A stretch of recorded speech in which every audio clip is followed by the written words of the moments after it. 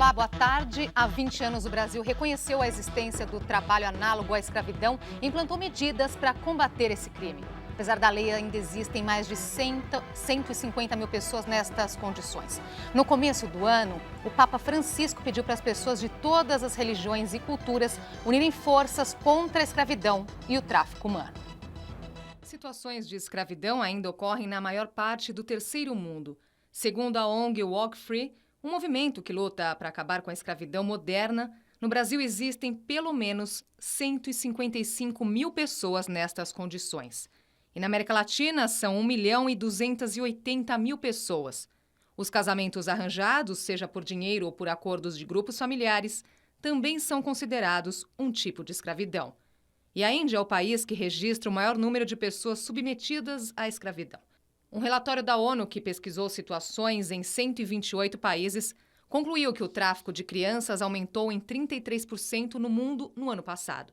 As crianças ainda enfrentam o trabalho forçado, participam de lutas armadas, de pequenos crimes, além da mendicância. A situação é mais grave em países subdesenvolvidos ou em desenvolvimento. A África e o Oriente Médio lideram em número de casos, enquanto no Brasil é comum ver menores sendo explorados por adultos em semáforos de ruas movimentadas.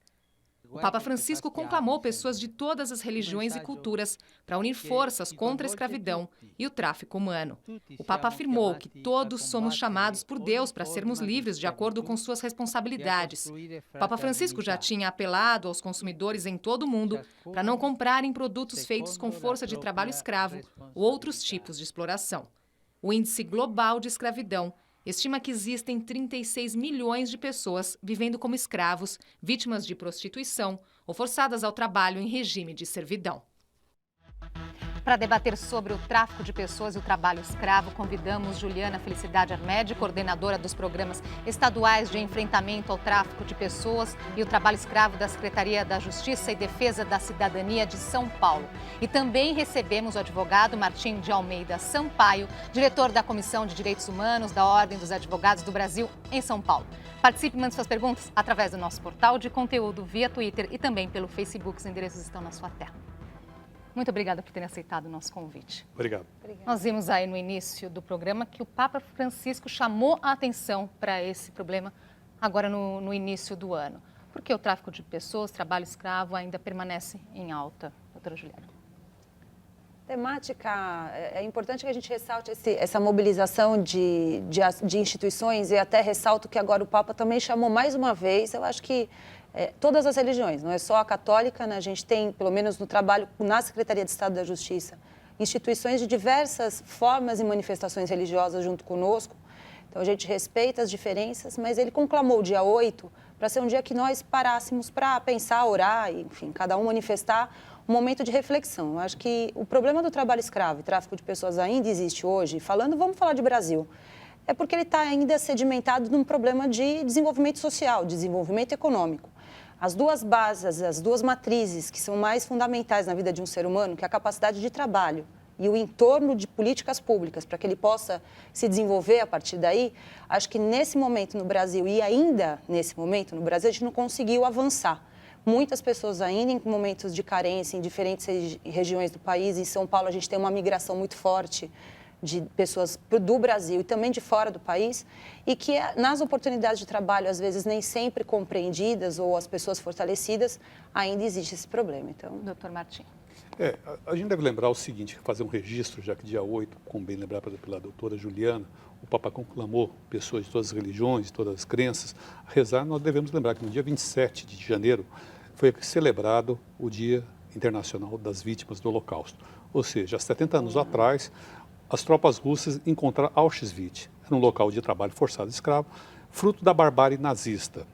Aquilo foi um episódio que deveria ser lembrado a todo momento, que contém, Auschwitz é o símbolo de tudo que a humanidade deve repudiar, entre ele o trabalho escravo. E lá era praticado trabalho escravo para empresas alemãs, enfim.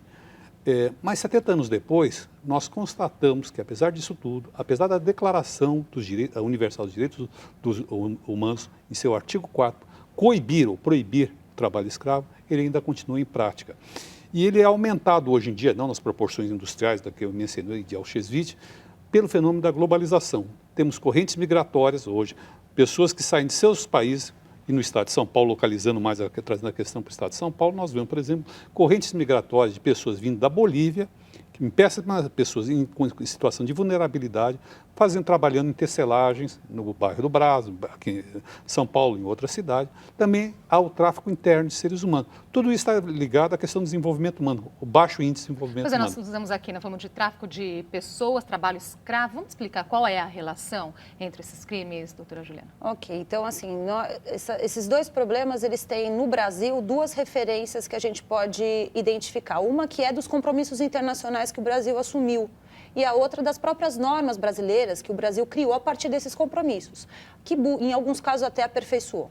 No caso do tráfico de pessoas, a gente tem uma política que o Brasil desde 2004 adotou, de um pacto internacional que a gente sempre chama da Convenção de Palermo, que ela veio para dentro do universo do crime transnacional, que é o crime que envolve vários países e várias situações, tráfico de drogas, por exemplo, o mundo acabou identificando o problema de que às vezes traficam gente. Você ganha dinheiro fazendo pessoas serem objetos, né? E muitas pessoas falam do tráfico de pessoas como lucrativo, porque diferente da droga, né, e os teóricos que estudam esse tema, a droga ela acaba no momento que você usa. Então o objeto é rápido o uso. O ser humano eu exploro durante muito tempo. O conceito internacional do tráfico de pessoas é sempre a ideia de uma mobilidade ou de uma acomodação de alguém, né, o acolhimento de uma pessoa. Para que isso aconteça, eu posso utilizar meios como no caso da coação, a ameaça, o que a gente chama de abuso de vulnerabilidade, que são normalmente os casos ligados à grande realidade dos casos no Brasil. Pessoas mais não tão fortalecidas, que às vezes acabam sendo submetidas a esse sistema. E é com a finalidade de explorar. E pelo protocolo internacional, explorar significa, no mínimo, né, a questão do trabalho escravo, a servidão por dívida, o tráfico de órgãos, a exploração sexual ou da atividade da prostituição. Isso é tráfico de pessoas internacionalmente. No Brasil, infelizmente, a gente ainda não avançou. Existe um grande diálogo. Participamos aí durante os últimos 2 anos de um grande diálogo de modificação da lei penal. E a lei penal ainda está restrita à exploração sexual. Pois é, o que diz as nossas leis sobre esse assunto, doutor Martinho? Quanto elas são eficientes? Olha, foi bem lembrado o marco teórico e legislativo, foi a Convenção de Palermo de 2004, fez avançar bastante. Todavia, ainda a realidade tem suplantado a capacidade legislativa do Brasil. Porque eu vou dar um exemplo muito significativo. Hoje o tráfico de seres humanos, independentemente da finalidade dele, é a terceira maior fonte de tráfico no mundo. Primeiro, o armamento, o segundo, a droga, ou um ou outro, dependendo de como se vê, e o terceiro, com certeza absoluta, é o tráfico internacional de seres humanos. Significa que é um crime permanente, continuado, e que gera vários subprodutos. Por exemplo, o tráfico de órgãos. As pessoas hoje já entendem que a legislação brasileira não é suficiente para combater o tráfico de órgãos.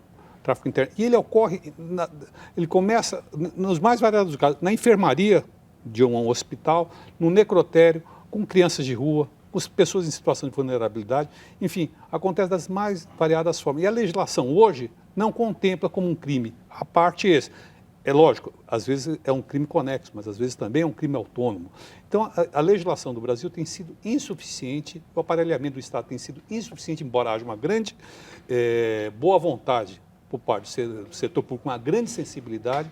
Os instrumentos legais hoje existentes não são suficientes ou adequados para o combate a essa terrível situação. Agora, a Secretaria da Justiça e da Cidadania fez um estudo sobre esse tema. O que mais chamou a atenção? Então, assim, só aproveitando o gancho da pergunta dos dois temas, né? Então, assim, o tráfico de pessoas é essa visibilidade de movimento para fim de explorar alguém. Trabalho escravo é uma das formas de exploração do tráfico de pessoas. E trabalho escravo no Brasil, a gente também tem uma convenção, 2 convenções importantes da OIT, que o Brasil se comprometeu, a 29 e a 182. Acho que o público que tiver curiosidade pode, na internet, buscar informações no site da Secretaria e também em outras formas de busca sobre essas partes conceituais, né?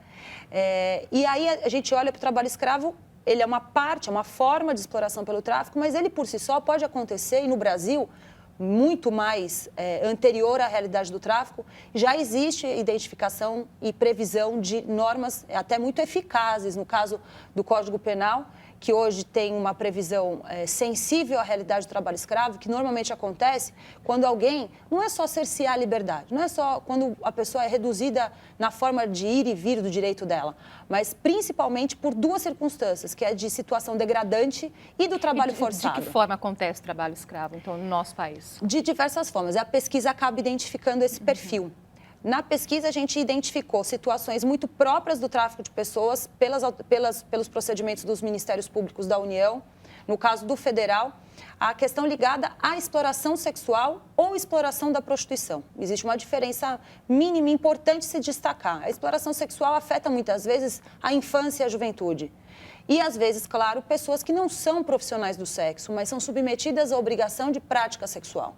E existe, sim, a exploração da prostituição, daquela mulher, daquele adulto, homem, enfim, que exerce uma atividade de prostituição e que, às vezes, é submetido a uma forma de exploração. Isso foi identificado na pesquisa como uma realidade. Perfil de vítimas, normalmente mulheres, em sua maioria, a partir dos estudos dos casos em São Paulo. No caso do trabalho escravo, você tem um viés muito mais amplo, até por conta das realidades econômicas no Brasil. A gente tem o problema do trabalho escravo urbano, muito ligado à construção civil. E quando a gente fala urbano, não é só nas capitais. A gente está falando de cidades. No caso do estado de São Paulo, a gente tem atividades urbanas em muitas cidades, que não é a capital, mas em muitas cidades grandes do nosso estado. A gente tem o problema do setor têxtil, que a gente tem no varejo, na indústria. O maior problema é no setor têxtil? Não. Pela pesquisa, o grande problema, e essa é uma realidade do Brasil, o grande problema ainda é o setor rural, é o agronegócio. É ali que você tem uma maior inclusão de pessoas que estão numa faixa de vulnerabilidade social e econômica muito grande. O movimento econômico do setor envolve trazer de diversas formas, de lugares do Brasil, pessoas. Isso é uma dinâmica de décadas desse setor. E essas pessoas, nessas migrações, vulneráveis, já mais empobrecidas, menos acessíveis, com acesso a políticas públicas, são esses os perfis de pessoas que estão nesse universo. Então, infelizmente, a maior realidade ainda é essa. Você citou o caso dos imigrantes que vêm ao nosso país. Como impedir que eles também sejam encaminhados para essa situação? Essa é uma situação bastante difícil, porque o imigrante, eu estou dando a comunidade boliviana, que é a mais afetada atualmente por esse tipo de aliciamento. Houve uma operação, e eu tive junto com o superintendente da Polícia Federal, para fazer batidas em determinados bairros de São Paulo, onde se concentrava esses imigrantes. E a maioria deles resistia, porque a situação de origem deles, ou seja, no país de hoje, era muito pior do que aqui no Brasil. Eles tinham consciência que estavam submetidos a condições degradantes de trabalho, jornada exaustiva, salários baixos quando havia um salário, mas ainda assim era melhor que a situação que eles se encontravam no país de origem. Muitos deles, às vezes, saem e retornam ao Brasil, mesmo sabendo das condições precárias de situação. É um problema de vulnerabilidade, é um problema onde as pessoas estão em situação limite. Quando a gente fala de situação limite, vamos explicar a que essas pessoas são submetidas?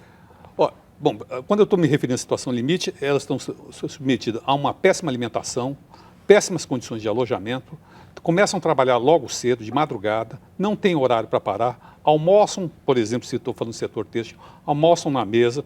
As crianças ficam, se são mães, as crianças ficam ali no chão e vão dormir tarde e dormem pouco. E em alojamentos de péssima qualidade. As crianças não têm acesso à escola, essas pessoas não saem, não têm nenhum direito trabalhista. Então a gente está dividido, esse problema se divide em duas perspectivas. Uma perspectiva criminal, que é previsto no artigo 149 do Código Penal Brasileiro, como bem lembrado, e também uma situação trabalhista. Porque, embora eles estejam em situação irregular no país, não têm visto de trabalho, eles têm direito ao trabalho. No que diz respeito ao Ministério Público do Trabalho Federal, a coisa anda muito bem. No que diz respeito à parte criminal, aí a gente enfrenta uma série de dificuldades, um conjunto de dificuldades. A maior delas, talvez, seja pelo fato que essas pessoas, ao serem retiradas, acabam retornando ou indo para outros lugares. No que é trabalhista, você identifica quem é o beneficiário daquela encomenda. Vamos supor que uma determinada marca encomenda para um faccionista fazer roupas.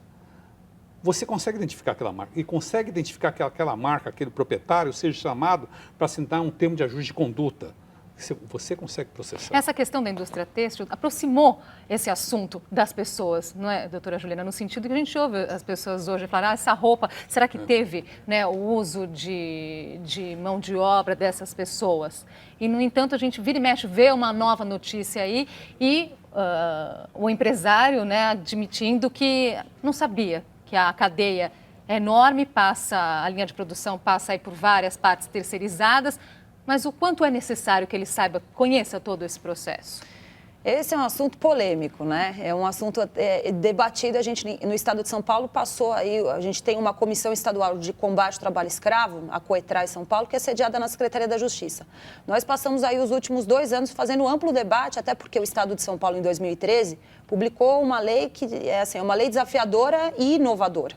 É uma lei que visa responsabilizar empresas, caçando, né, a inscrição do ICMS da empresa, se na cadeia produtiva dela, direta ou indiretamente, existir trabalho escravo. Bom, falar de responsabilidade do empresário para com essa cadeia ampla significa olhar de uma forma que precisa ser... eu sempre faço o seguinte comentário para quem é da área, mas eu acho que o público também vai entender.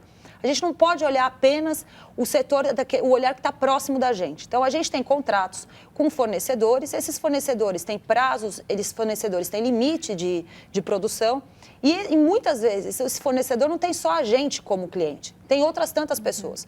Então, existe uma subcontratação, uma terceirização, uma quarteirização. É necessário que o empresário também olhe para como o meu fornecedor se relaciona com esses demais outros fornecedores. Tem uma discussão também muito forte sobre a legalidade ou não de terceirizar serviços que deveriam ser o mesmo, né, as próprias empresas a fazerem. Mas, independente dessa discussão, sendo possível ou não sendo possível, o que a gente defende e o que a gente busca fomentar no Estado de São Paulo, pelas políticas públicas, é que as empresas possam compreender e criar mecanismos que sejam de diálogo com esses diferentes fornecedores, num diálogo também com os sindicatos, que são tanto de empresários como de trabalhadores, para que se possa desenvolver um entendimento de que não basta olhar o que está perto, tem que olhar o que está... O todo. O todo, exatamente. Fazer uma pausinha aqui, o JC Debate volta já.